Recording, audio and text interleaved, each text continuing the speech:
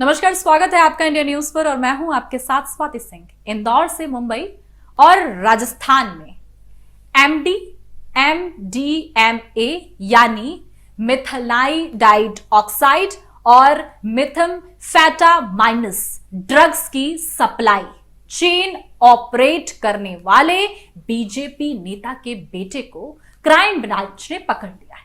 इसकी चर्चा चारों ओर है।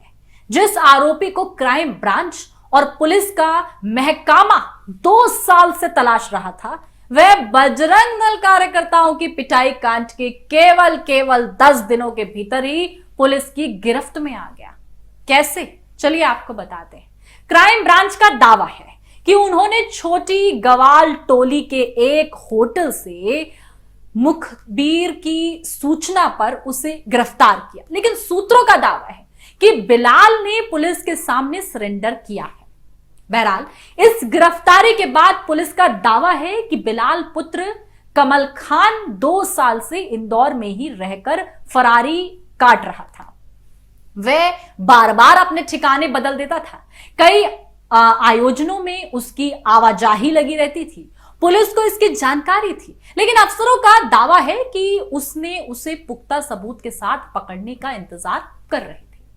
डीसीपी क्राइम साफ तौर पर जो है निमिष अग्रवाल के मुताबिक बीजेपी नेता कमाल खान का बेटा बिलाल लगभग 70 करोड़ से ज्यादा कीमत की 70 किलो एमडी ड्रग मामले में फरार चल रहा था। क्राइम ब्रांच उसे 2 साल से तलाश रही थी। अब सवाल है कि कौन है बिलाल, कैसे आया करोड़ों की ड्रग्स में इसका नाम, और बीजेपी नेता की कैसे हो गई खटिया खड़ी। चलिए आपको बता दें कि बिलाल खान बीजेपी के वरिष्ठ नेता और अल्पसंख्यक आयोग के पूर्व राज्य मंत्री कमाल खान का बेटा है। क्राइम ब्रांच ने 70 करोड़ से ज्यादा कीमत की 70 किलो एमडी ड्रग बरामद की थी।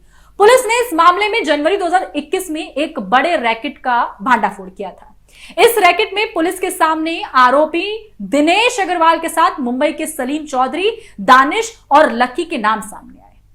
बिलाल इसके संपर्क में था। इसके साथ ही बिलाल पूर्व में पकड़ाए गए लाखों रुपए की एमडी ड्रग्स के साथ पकड़ाए गए आरएस के संपर्क में भी था। आपको बता दें कि बिलाल का नाम पूर्व में पकड़ाए आरोपी विक्की परयानी, धीरज सागर जैन, कपिल पटानी, साइद और मिंटू जैसे पूरी के जो है साफ तौर पर पूछताछ में सामने आया था, जिसके बाद अफसरों ने उसका नाम केस डायरी में लिख लिया था।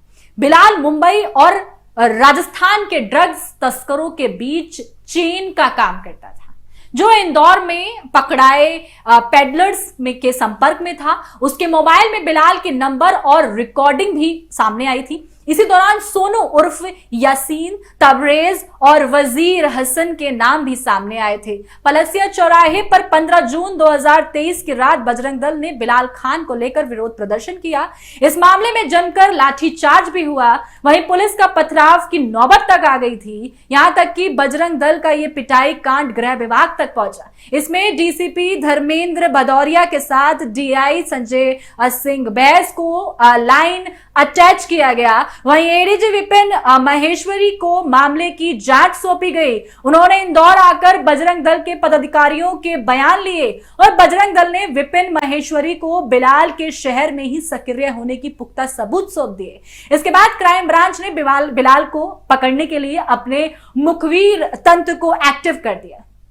क्राइम ब्रांच ने बिलाल को बजरंग दल की पिटाई कांड के 10 दिनों के भीतर इस तरीके से गिरफ्तार कर लिया। लेकिन अब सवाल है कि बीजेपी नेता की मुश्किलें कैसे बढ़ गई। हालांकि चुनाव नजदीक है और ऐसे में बीजेपी जिस तरीके से चुनाव में लगी हुई है, चुनावी मैदान में उतरी हुई है, तमाम घोषणाएं कर रही है, जनता को लुभाने की कोशिश कर रही है, लेकिन दूसरी ओर जब नेताओं के बच्चे इस तरीके से हड़कंप मचा देंगे तो नेता के साथ साथ पार्टी पे भी बात बनाती है और बयानबाजी शुरू हो जाती है। इसलिए तमाम अपडेट के लिए आप हमारे साथ बने रहें और देखते रहें इंडिया न्यूज। धन्यवाद।